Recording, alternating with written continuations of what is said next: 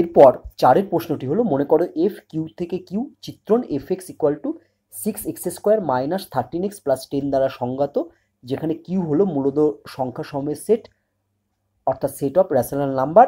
এ একটা সেট দেওয়া আছে যেখানে এক্স কোলন চিহ্ন এফ এক্স ইকুয়াল টু 4 হলে এ সেটটি হবে আমাদের নির্ণয় করতে হবে। অর্থাৎ এ সেট মানে এক্স এর মান সমূহ আমাদের নির্ণয় করতে হবে।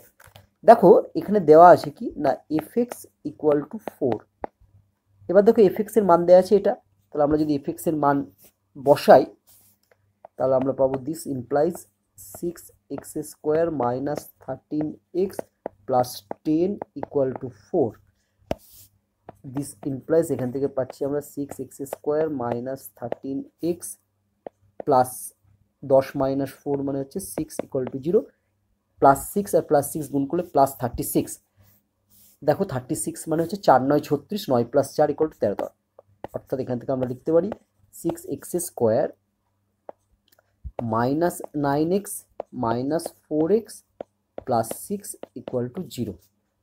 দিস ইমপ্লাইজ আমি যদি প্রথম দুটো থেকে 3x কমন নিই তাহলে থাকবে হচ্ছে 2x মাইনাস 3, আর শেষ দুটো থেকে যদি আমি মাইনাস 2 কমন নিই তাহলে আমরা পাবো হচ্ছে 2x মাইনাস 3 ইকুয়াল টু 0।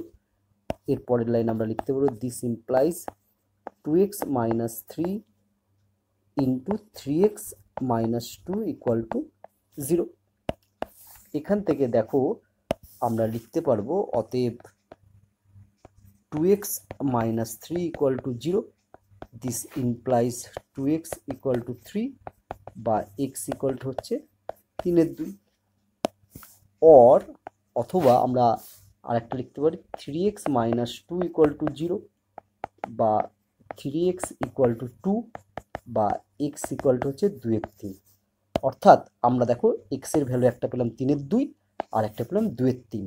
তাহলে সঠিক উত্তর কোনটি দেখো, তাহলে সঠিক উত্তর হবে আমার সি 2/3, 3/2 এই সেটটি।